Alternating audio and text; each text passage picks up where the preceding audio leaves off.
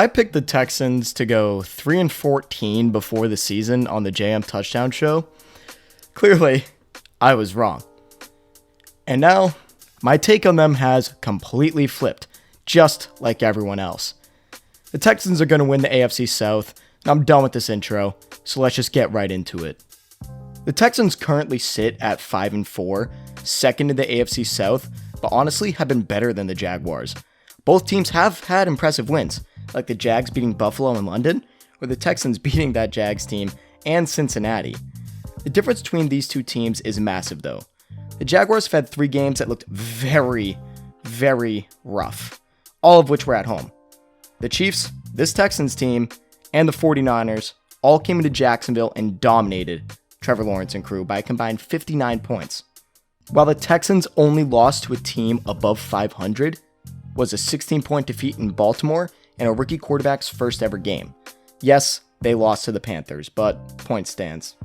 The last comparison I will make between the two AFC South contenders is the remaining schedule. The Jags' worst remaining games are the Ravens, Browns, Bengals, Bucks, and Texans, as well as some easy games. While the Texans only have to play the Browns and Jaguars the rest of the way, as for hard games. They also play the Cardinals, Titans twice, Colts, Broncos, Jets. There is a lot of winnable games in that slate. We have seen how Jacksonville has played against most of the top teams of the league outside of the inconsistent Buffalo Bills, and the AFC North defenses will probably smother them and take advantage of their home field struggles, as we have seen most of the top defenses in the league do. Meanwhile, the Texans have been great at home, and those 2 games against Cleveland and Jacksonville will take place in Houston. The Texans have been beyond impressive, as we all know, and is all due to CJ Stroud. This quote by him will go down in history. I'm not a test taker, so I play football. Football players do not need to be good at taking tests. Clearly, CJ Stroud has not just been the best rookie quarterback, but a top 10 quarterback without doubt. Genuinely, who's played better than him this season? Jalen Hurts? Yeah. Herbert? Yeah. Lamar? Probably. Tua? Probably. And maybe Jared Goff. That's all I got. He's outperformed Josh Allen, who, this is being recorded during Monday Night Football, has 12 turnovers, so maybe he throws more in this game. Patrick Mahomes, Joe Burrow, Trevor Lawrence, Brock Purdy, and more. Now, is he better than a Mahomes and Allen? No, we all know this. But you don't just outperform them through your first 9 games for no reason. Through 9 games, Stroud leads the league in yards per game, has 15 touchdowns to just 2 interceptions, the lowest in the league. He's 7th in EPA per play, 11th in PFF grade, 8th in turnover-worthy play percentage, and more advanced stats, but who cares anymore? If you watch CJ Stroud play, you'll notice one thing. He is not making rookie mistakes. Sure, his 2 interceptions he threw were absolutely horrible right to the defense, but Josh Allen has been in the league since 2018. All of his interceptions are mind-boggling. Just mind-boggling. Keep in mind, he's doing this with what we said before the season was a bad group of pass catchers. He has turned Nico Collins, Tank Dell, Noah Brown, and Dalton Schultz into one of the most efficient groups in the league. Here's where they rank in PFF grades.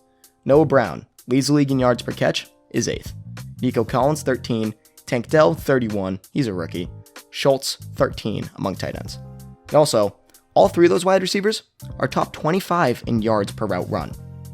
And Tank Dell, although he has the lowest PFF grade of them all, he's been special. He continuously makes big play after big play. That catch on the corner route, then the game-winning touchdown grab against the Bucks. Man, that kid's gonna be special, and he already is. He's on pace for 1,000, as well as Nico Collins. He actually has been Stroud's #1 target, to my surprise, averaging 7.13 targets a game, and Nico Collins averaging 6.63. That duo has outperformed every expectation placed on them prior to the season. Hell, the whole team has, except for the run game, which has been god-awful. Dameon Pierce has seriously played like a different version of himself compared to last year. It makes no sense. Sure, Devin Singletary just had a monster game with Pierce out in Week 10, but that's besides the point. They're bottom 10 in every rushing category. D'Amico Ryans and Bobby Slowick have also been great for this team's new culture. Everyone wants to fight for D'Amico. He gets these boys hyped. There's videos online of him just screaming in the locker room, and it's awesome. And Slowick, he's actually a Mike Shanahan protege. and is clearly showing that, as he's helping this team to have one of the better offenses in the league with a rookie quarterback. And speaking of him, let's go back to CJ Stroud. He's shown everything that you want to see in a QB. Not a rookie, but a veteran-proven guy. He's poised in the pocket, great at timing his throws, arm talent out of this world. But there's two things that you rarely see in a rookie that he is showing, and those are eye discipline and aggressiveness. He will look off a defender to one direction and fit the ball into a tight window in a completely different place than he was looking. If you look at that Colts game early in the year, Nico Collins ran a dig, someone ran a seam, he looked off to the right side of the dig, but threw into the second window there. That's a veteran move, and we are seeing it from an Ohio State NFL QB, a school notorious for bad quarterbacks in the league. He's also very aggressive, throwing balls into wicked tight windows that I wouldn't expect a rookie quarterback to throw into. He reminds me of Drew Brees or Joe Burrow. Both have similar traits to the, according to cognition test, dumbest QB in the NFL. Stroud has been one of the best quarterbacks in the league and is taking this offense to heights we would have never predicted. Tell me about it. If Davis Mills were the QB this year, my 3-14 prediction would be right. Nobody is making this young receiving group play as well as they are besides CJ Stroud. Well, and other elite quarterbacks, but the point stands.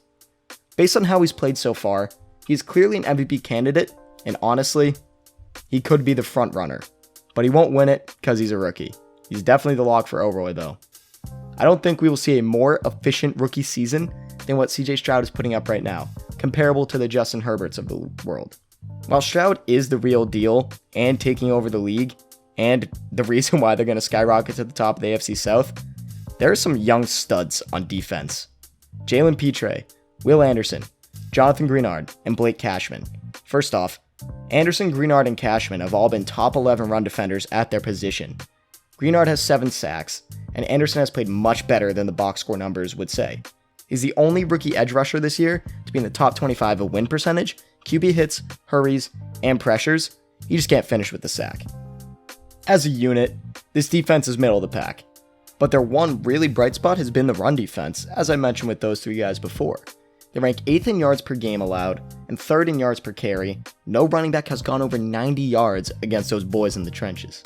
While they are not great as a whole, defense has played well enough at times to help the team win games. Look, I've given you every reason to believe the Texans will take the AFC South.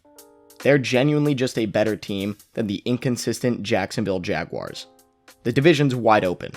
This offense can take it from the betting favorite Jacksonville Jaguars, as like I said, they have an easier schedule to end the season and are genuinely, in my opinion, a better team. So expect the Texans to most likely finish 10-7 or 11-6 and take the division from Trevor Lawrence. Because in reality, they're probably going to go like 6-2 to end the year, as the hardest game they play is against the Browns, which great team, but they're also inconsistent except for their defense. CJ Stroud will rip out the throats of those cats and lead the Texans to their first division title since 2019. And with all that being said, that is it for me, guys. Thank you for tuning into Fanatic Sports. Now, if you made it this far in the video, come on, give it a like and subscribe to the channel. All support is very much appreciated, helps me out more than you know. Also, follow me on Instagram at FanaticSports25 and on Twitter and TikTok at Fanatic Sports. Now, this is Joe of Fanatic Sports, back with the signature football flip, signing off.